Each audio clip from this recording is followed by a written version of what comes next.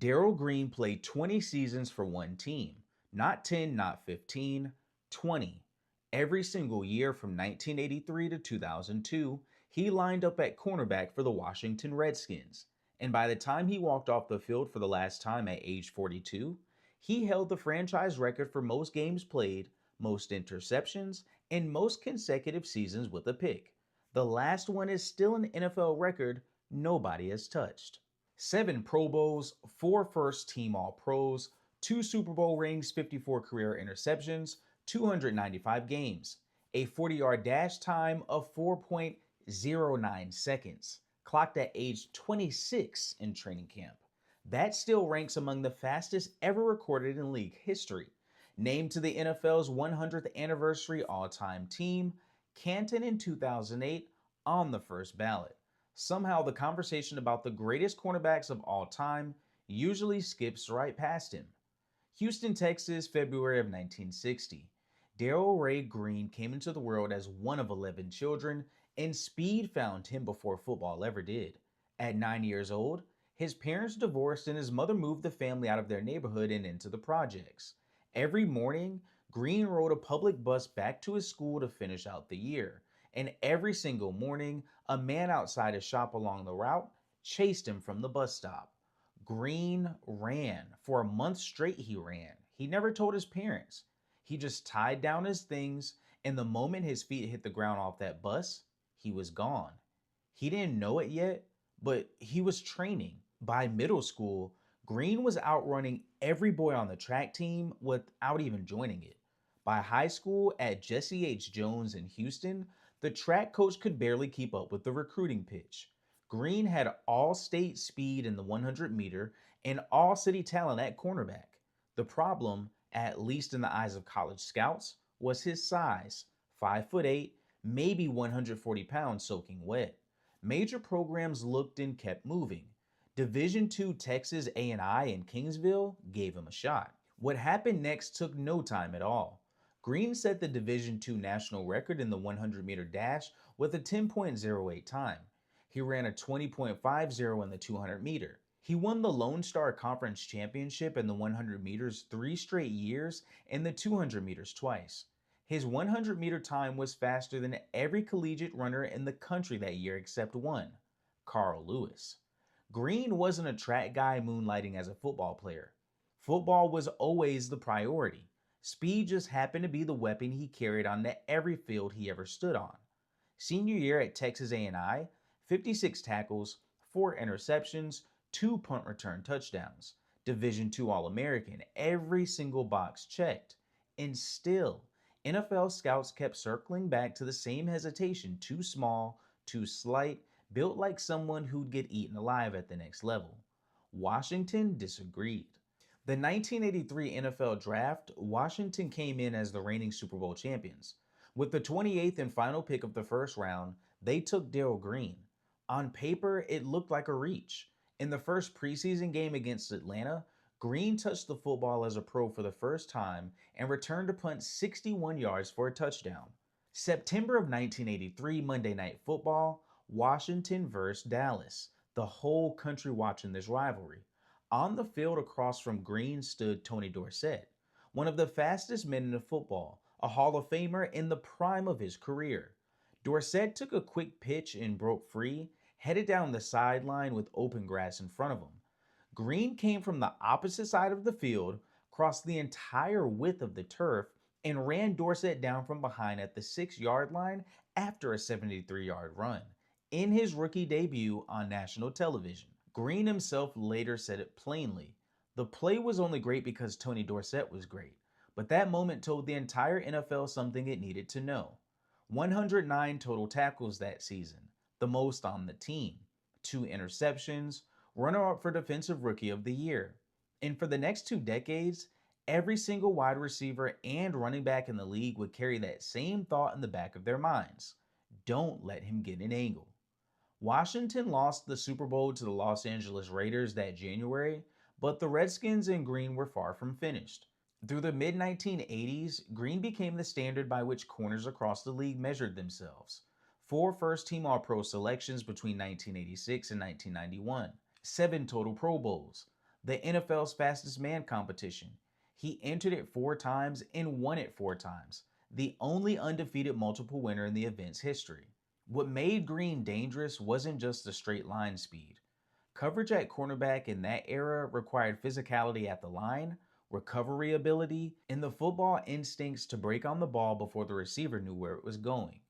Green covered from the line of scrimmage, pressed receivers out of their routes, and bet on his speed to bail them out on deep patterns. Most of the time, it did.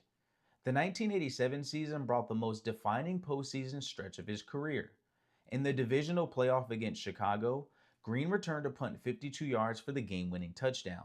And while vaulting over a tackler on the way to the end zone, he tore rib cartilage. He grabbed his side and kept running, scored anyway. Then came the NFC Championship against Minnesota. Game on the line, 56 seconds left, 4th down at the Washington goal line. A completion ends the season. Green knocked the ball away from Darren Nelson. Washington won 17-10 and went on to the Super Bowl, where they dismantled Denver 42-10 that year. Ring number 1. 4 years later, ring number 2, after the 1991 season.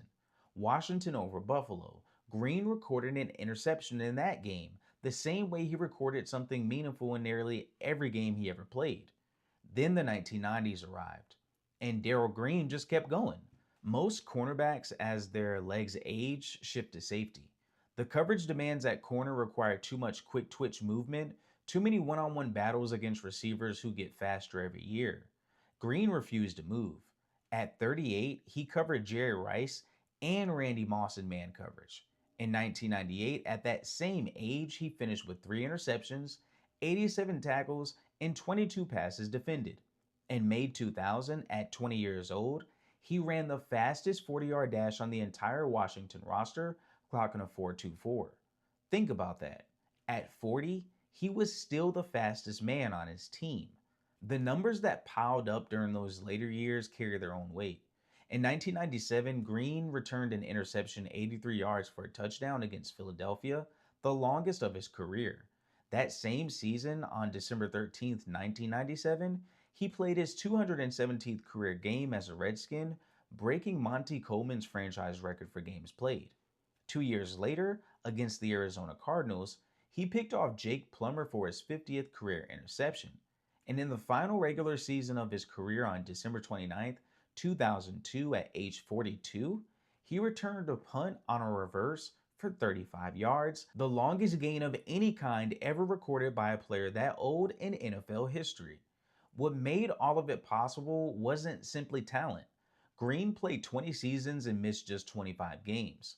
A broken arm in 1992 cost him 2 months, the worst injury of his career. Everything else he played through. 6 head coaches, losing seasons, rebuilding rosters, front office chaos, regime changes, none of it moved him. He stayed in Washington when other players cashed in on free agency elsewhere, planted himself in the community, founded the Darrell Green Youth Life Foundation in 1988, and built learning centers across the DC area for at-risk children. In 1996, the NFL named him Man of the Year. The career interceptions record Green holds in Washington sits at 54, a number that includes picks in 19 consecutive games, still the NFL record. No player in league history has ever intercepted a pass in more consecutive years. Not once in 2 decades did he go an entire season without taking the ball away. By the time he retired after 2002, only Green and former Rams offensive tackle Jackie Slater had played 20 seasons for the same franchise in NFL history. Green stepped away at 42 years old, having played under 6 head coaches, through 2 franchise peaks and multiple rebuilds without ever wearing another team's uniform. At his Hall of Fame induction in 2008, Green walked in on the first ballot. No waiting, no debate. His bio for the Hall reads, "I was born with a great measure of speed and talent, but I was also born with desire, the desire to go faster every year." Michael Irvin, who lined up against Green more times than he probably wanted it to, put it this way: "If you had a great game against Darrell Green, it meant you were there. That was the standard he set for 20 years. State Route 28 in Loudoun County, Virginia, runs through the community Green built his life in. They named it Darrell Green Boulevard. So, how good was Darrell Green? Start here. The man played cornerback, the most physically punishing, athletically demanding defensive position in football until he was 42 years old. Not as a nickelback, not as a safety, at corner in man coverage against the fastest receivers of two different decades. Jerry Rice in his prime, Randy Moss before anyone else knew what Randy Moss was. He held the line against all of it. 54 interceptions, 19 consecutive seasons with a pick, 295 games, 2 Super Bowl rings, 7 Pro Bowls, 4 All Pros, the fastest 40 ever recorded in an NFL training camp, NFL 100th anniversary all-time team. The accolades go on. And the entire time, through every year of it, he stayed in one place, served one city, and never once chased the spotlight. The 9-year-old running from a bus stop in Houston had no idea what he was becoming. He was just trying not to get caught. And for the next 33 years, on tracks, on football fields, in the lives of kids who needed someone to run toward them instead, Darrell Green never stopped moving.